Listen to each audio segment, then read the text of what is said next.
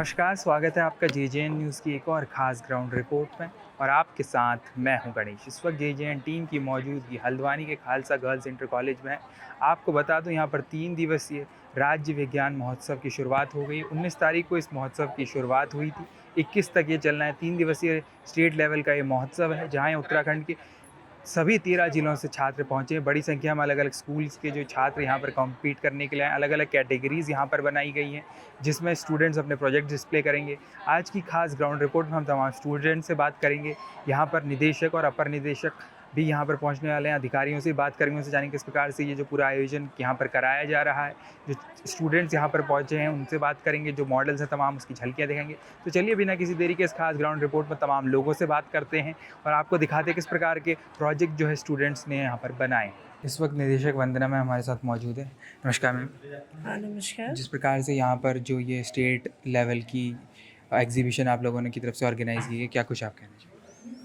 ये हर साल होता है और ब्लॉक लेवल से डिस्ट्रिक्ट लेवल तक आता है, डिस्ट्रिक्ट लेवल से स्टेट में आता है, स्टेट से नेशन वाइड जाता है।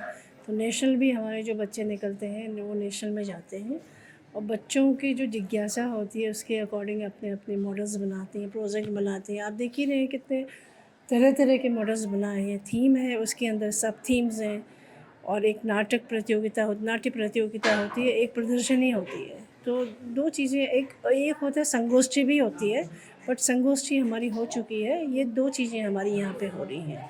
और जो विज्ञान नाट्य प्रतियोगिता है, वो नाट्य प्रतियोगिता में अभी 1 तारीख को हमारा नेशनल होने वाला है। तो उसमें यहाँ जो भी प्रथम आएगा तो नेशनल को भी जाएगा यहाँ से। तो जो हमारे बच्चे आए हैं, बहुत अच्छा, आप देख ही रहे होंगे, सब ने इस तरीके से मॉडल्स बना रखे हैं अलग-अलग। जिस प्रकार से यहाँ पर अभी स्टेट लेवल की प्रतियोगिता आयोजित हो रही है, तमाम जगहों से स्टूडेंट्स आए, तो इसको ऑर्गेनाइज़ करने में क्या कितने एफर्ट जाते हैं? कब से आप लोग इसकी प्रिपरेशन शुरू कर देते? दरअसल ये तो बहुत साल हो गए हैं, मेरे ख्याल से 2005 से शुरू हुआ है। तो अब बहुत चीज़ें हम लोगों को पता भी चल गई हैं, बहुत सारे लोग इस पे एंगेज रहे हैं और हर साल हम अपने अलग-अलग डिस्ट्रिक्ट्स को चुनते हैं। और इसी क्रम में पिछले साल हमारा देहरादून ने किया, उससे पहले रुड़की ने किया, अब इस बार हमारा ये नैनीताल को हम लोग चुना है। तो बहुत लोगों को आइडिया आ गया है और हर बार हम इसको अच्छे से अच्छा करने की कोशिश कर रहे हैं। और बच्चे भी बहुत ज़्यादा अच्छी मॉडल्स बना के लेके आए हैं और अच्छा पार्टिसिपेशन हमारा बढ़ता जा रहा है, अच्छा हो रहा है हम लोग। इस वक्त हमारे साथ अपर निदेशक सेमवाल सर है, सीधे उनसे बात करते हैं। नमस्कार सर। नमस्कार। तो जिस प्रकार से यहाँ पर स्टेट लेवल ये पूरा एग्जीबिशन है, आप यहाँ आज निरीक्षण करने पहुँचे, अभी तक तमाम जगहों पर आप गए, क्या कुछ आपको देखिए? मैं बहुत सारे पूरे स्टेट के 13 जनपदों के बच्चे हैं, जो 6 सब टॉपिक्स हैं विज्ञान महोत्सव के, और ख़ासकर जो एग्जीबिशन जो आपका डोमेन है उसमें बच्चों के तमाम सब्जेक्ट पे, जैसे सस्टेनेबल एग्रीकल्चर से लेके और एडवांस टेक्नोलॉजी तक हमने देखा है। बहुत ही इनोवेटिव आइडियाज़ बच्चे लेके आए हैं, लेकिन बहुत सारी चीज़ें हैं जो रिपीट की जा रही हैं काफ़ी टाइम से। सोलर एनर्जी, विंड एनर्जी का मामला है, तो हमने उनसे एक बात कही है कि कोशिश करिए कि नए आइडियाज़ जो एप्लीकेबल हों, इफ़ेक्टिव हों और वायबल हों। लेकिन बहुत अच्छा प्रयास बच्चों ने किया। अभी हमने जो आपका इमर्जिंग टेक्नोलॉजी में बहुत सारे नए आइडियाज़ बच्चों के देखे हैं, तो मुझे उम्मीद है कि उत्तराखंड के बच्चे विज्ञान और टेक्नोलॉजी के जो आपका हॉराइज़न है उसमें भी बेहतर काम करेंगे। मेरी शुभकामनाएं हैं सभी बाल वैज्ञानिकों को और उनके गाइड टीचर्स को। तो जिस प्रकार से ये इवेंट आयोजित है, इस प्रकार के इवेंट कितने जरूरी स्टूडेंट के लिए, जहाँ पे तमाम लोग आते हैं, आप खुद भी जा रहे हैं, स्टूडेंट से इंटरेक्ट कर रहे हैं, कई चीज़ें शेयर कर रहे हैं, उस तरह के इवेंट कितने इम्पोर्टेंट? बहुत असर पड़ता है बच्चों के आत्मविश्वास पर, एक, और दूसरा 13 जनपदों के 6 सब टॉपिक पे बच्चों के एग्जीबिशन आए हैं।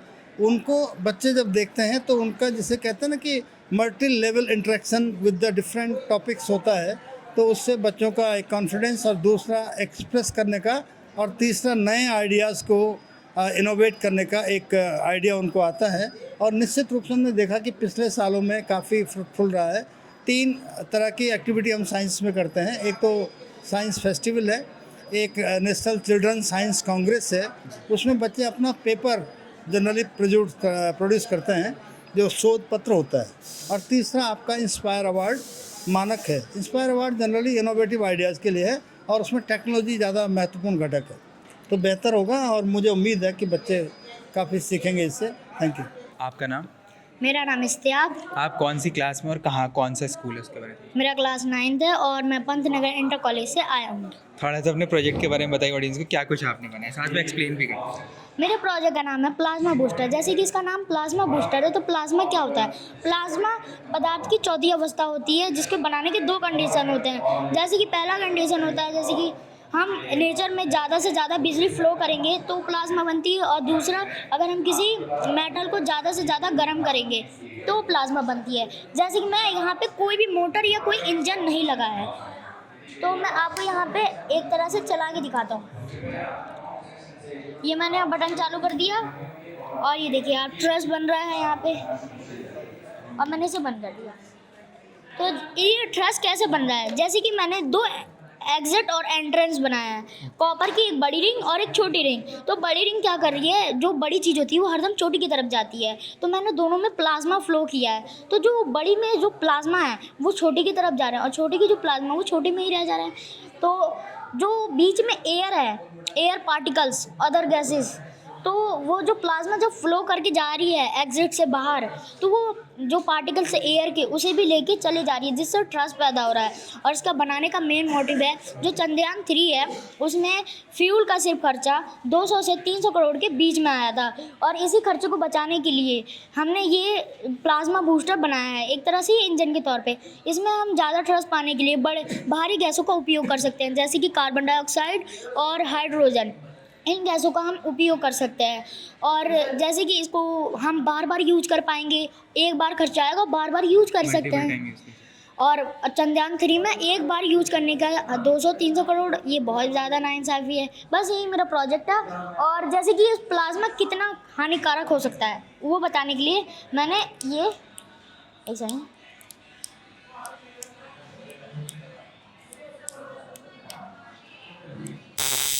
ये बना रखा है, देख सकते हैं पार करके। अगर मैं जानना चाहूँ इस आइडिया को आपने कब वो किया था और कितना टाइम लगा ये पूरा चीज़ इम्प्लीमेंट करने में?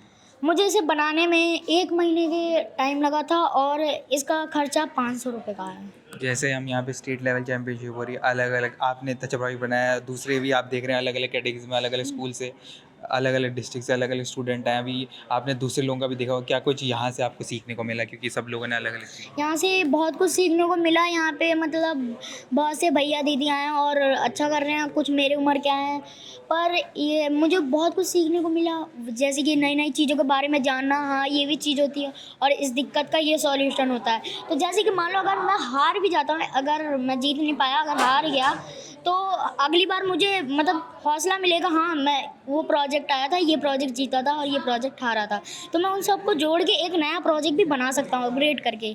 यही मुझे सीखने को मिला है। आपका नाम? सर सुशांत शर्मा।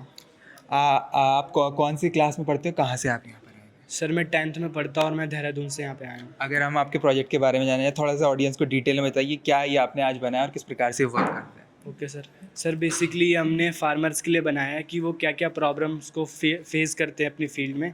जैसे कि क्या होता है कि गांव के एरियाज़ में लैक ऑफ इलेक्ट्रिसिटी होती है और वो लोग 24 आवर अपनी फील्ड में नहीं रह सकते, और क्या होता है कि इरिगेशन में भी प्रॉब्लम होती है और उनको ज़्यादा काम करना पड़ता है, मतलब श्रम ज़्यादा हो जाता है। तो वो सारी प्रॉब्लम्स को देखते हुए हमने बनाया। बेसिकली ये मल्टी फंक्शनल कार है। फर्स्ट तो इसमें हमने लाइव वेब कैम लगा रखा है मॉनिटरिंग के लिए, कि कोई भी चीज़ सामने होगी तो वो फील्ड में जो रोवर खड़ा होगा और वो किसान अपने घर में देख सकता है फ़ोन के थ्रू। और सर इसको वो वाईफाई के थ्रू फ़ोन से कंट्रोल करेंगे, यानी कि वाईफाई कंट्रोल कार है, और फ़ोन के ही थ्रू वो लोग इससे अपनी खेत को इरीगेट कर सकते हैं और फर्टिलाइजर्स वगैरह पेस्टिसाइड छिड़क सकते हैं। और हमने इसमें SDG गोल को भी कवर किया, यानी कि SDG 7 के थ्रू हमने इसको सोलर पैनल से किया, यानी कि लैक ऑफ इलेक्ट्रिसिटी वो चीज़ हमने इसमें। Yes sir. और सर इसमें हमने ह्यूमिडिटी सेंसर भी लगाया है कि वहाँ की ह्यूमिडिटी बताएगा और कितनी फर्टिलाइजेशन मतलब कितनी फर्टिलिटी है फील्ड की वो भी बताएगा। और इसमें हमने एक GPS ट्रैकर भी लगाया है, वो क्या करेगा कि वो सैटेलाइट के थ्रू कनेक्ट करके उसकी एग्जैक्ट लोकेशन बताएगा कि वो कहाँ पे है। जिस प्रकार से आपने बताया, आपने तमाम तरह की चीज़ें इसमें इंटीग्रेट किया, मल्टीपल सेंसर्स लगाए, तो बेसिकली जो मैं समझ पाया अभी तक कि ये है, अगर ये जो इस्तेमाल करते घर बैठे हर चीज़ जो मैनुअली वहाँ जाके होती है वो सारी इन्फॉर्मेशन किसान के पास जी घर बैठे एक तरह से पहुँच जाएगी। Yes sir. जिस प्रकार से आपने तमाम चीज़ें इंटीग्रेट की, काफ़ी शानदार प्रोजेक्ट बनाया। अगर मैं जानना चाहूँ इस पूरे आइडिया को बनाने में, तमाम चीज़ें इंटीग्रेट करने में कितना आपको समय लगा इस सब को करने में? सर अप्रॉक्सीमेटली 2 मंथ सर, क्योंकि पहले मंथ में प्लानिंग ही चल रही थी कि Okay. क्या क्या मॉडल्स यूज़ कर सकते हैं, क्या क्या सेंसर्स यूज़ कर सकते हैं, और फिर सेकेंडली उसका प्रोग्रामिंग वगैरह आर्डिनो जैसे 3 टाइप के होते हैं, मेगा, ऊनो, तो बेस्ट कौन सा रहेगा और कॉस्ट इफ़ेक्टिव कौन सा रहेगा, क्योंकि फार्मिंग के लिए किसान गरीब होते हैं, तो कॉस्ट इफ़ेक्टिव ये चीज़ हमारी मेन थी सर। जिस प्रकार से यहाँ पे स्टेट लेवल की चैंपियनशिप चल रही है, अलग अलग जगह से आए हैं, आप खुद देहरादून से आए हैं, तो किस प्रकार का आपको यहाँ एक्सपोजर मिला, कैसा लगा यहाँ पे अलग अलग जगह से स्टूडेंट हैं, किस तरह इस टाइप के जो इवेंट्स होते हैं कितने ज़रूरी हैं आइडियाज़ के लिए, और मतलब क्या क्या आपने यहाँ पे सीखा, थोड़ा सा दर्शकों सर यहाँ पे बहुत सारे प्रोजेक्ट्स देखे सर, एक यही एक टॉपिक नहीं है, सतत कृषि और टॉपिक्स भी हैं। तो मतलब ये है कि जैसे जैसे टाइम बीत रहा है तो हमें टेक्नोलॉजी के साथ एडवांस होते जाना है, और कहीं ना कहीं हमारे स्कूल यानी कि गांव के क्षेत्रों में भी ये चीज़ पहुंच रही है और बच्चे सीख रहे हैं। जैसे कि मेरे को भी नहीं आती थी प्रोग्रामिंग वगैरह, तो इस मतलब महोत्सव के थ्रू मैंने ये चीज़ें सीखी और यहाँ पे जीतने के लिए कंपटीशन के लिए भाग लिया। आपका नाम? रौनिक विश्वास, आप कौन से स्टैंडर्ड में पढ़ते हैं, कौन से स्कूल से? 10th standard, PM Shri GIC शक्ति फार्म। अगर मैं जानना चाहूँ, क्या आज आपने बताया, थोड़ा सा ऑडियंस को बताइए किस तरह से वर्क करता है, एक्सप्लेन भी करते जाइएगा साथ साथ। हम क्या करते हैं, घरों से हमारे 2 टाइप के वेस्ट निकलते जी। हैं, ऑर्गेनिक वेस्ट और इनऑर्गेनिक वेस्ट। हम क्या करते हैं, सब एक जैसे हमारे लिए ऑर्गेनिक वेस्ट के लिए ग्रीन डस्टबिन दिए गए हैं और इनऑर्गेनिक वेस्ट के लिए ब्लू डस्टबिन। तो हम क्या करते हैं, जैसे सभी को एक ही में डाल देते हैं। ये हमें नहीं करना है, हमें ग्रीन को, जो ऑर्गेनिक वेस्ट होता है सिर्फ ग्रीन में डालना है और इनऑर्गेनिक को ब्लू में डालना है। तो जो इनऑर्गेनिक वेस्ट होता है उसमें हम मेनली प्लास्टिक को देखेंगे। प्लास्टिक को क्या करेंगे, हम अपने मशीन में डालेंगे, जो है सेपरेटर मशीन, और इसमें वैक्यूम भी क्रिएट होगा। वैक्यूम इसलिए क्रिएट होगा, अगर हम इसको अलग अलग करने के लिए वाटर का इस्तेमाल करते हैं साफ़ करने के लिए, तो वाटर काफ़ी मात्रा में, जो लार्ज अमाउंट है, बहुत इस्तेमाल होगा, क्योंकि भारत में पर डे 26,000 टन प्लास्टिक निकलता है। उसके लिए हमें बहुत ज़्यादा मात्रा में पानी की आवश्यकता होगी। इसीलिए हम उसको वैक्यूम क्रिएट करके अगर घुमाएंगे तो क्या होगा, वो प्लास्टिक अलग अलग हो जाएगा, और अलग अलग होने के बाद जो डस्ट पार्टिकल्स हैं वो नीचे बैठ जाएंगे। फिर उस पार्टिकल्स को, उस प्लास्टिक को हम श्रेडर मशीन में डालेंगे। जो श्रेडर मशीन है उसको टुकड़े टुकड़े में कर देगा। फिर फर्नेस में डालेंगे। अब फर्नेस में उससे हम क्या कर सकते हैं, जैसे रोड बना सकते हैं, जो नए जैसे HDPE PET प्लास्टिक होते हैं, उनसे हम खिलौने बना सकते हैं, टॉयज़ बना सकते हैं, कुछ सेल भी कर सकते हैं। और जो इसकी फ्यूल की आवश्यकता होगी, जैसे जो सिंगल यूज़ प्लास्टिक होते हैं, उसके लिए उसको भी इस्तेमाल कर सकते हैं। और हर जगह सिंगल यूज़ प्लास्टिक यूज़ नहीं करेंगे, और उसके लिए हम बायोगैस का इस्तेमाल करेंगे। जैसे ऑर्गेनिक वेस्ट को हम क्या करेंगे, लाइम के साथ अपने प्लांट में मिलाएंगे, तो फर्मेंट होकर 70 से 70% वो बनेगा, CH4 मीथेन गैस बनेगा। तो उस मीथेन गैस को फिल्टर करके हम 90 से 99% तक हम मीथेन को स्टोर करेंगे। फिर उस मीथेन गैस से हम इस फर्नेस को जलाएंगे। जब फर्नेस जलेगा तो उससे काफ़ी मात्रा में carbon dioxide, sulphur dioxide, nitric oxide निकलेगी, जिसको हम एब्जॉर्बर, जो वैक्यूम क्रिएट करेगा, धुएं को खींचकर इसमें कलेक्ट करेगा। इसके अंदर हैपा फिल्टर लगा हुआ है, जो प्लास्टिक के सबसे छोटे कण PM2.5 को भी फिल्टर कर सकता है।